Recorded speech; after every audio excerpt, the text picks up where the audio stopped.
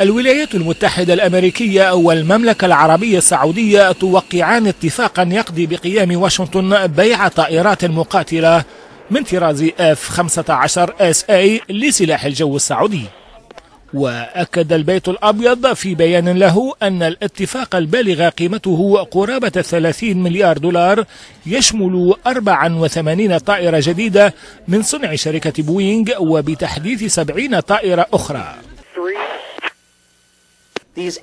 المقاتلة F-15 من صنع بوينغ تعتبر من الطائرات المتطورة جدا في العالم، وهذه الصفقة سوف تعزز العلاقات القوية والدائمة بين أمريكا والسعودية، وتظهر الالتزام الأمريكي نحو وجود قدرات دفاعية سعودية قوية باعتبارها مكونا رئيسيا في أمن المنطقة.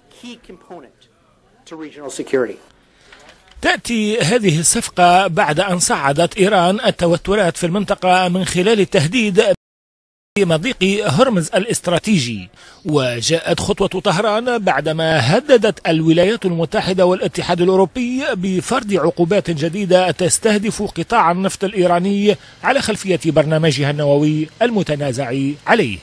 يذكر أن الإعلان عن صفقة بيع الأسلحة بين السعودية والولايات المتحدة هو جزء من اتفاق أكبر بقيمة 60 مليار دولار.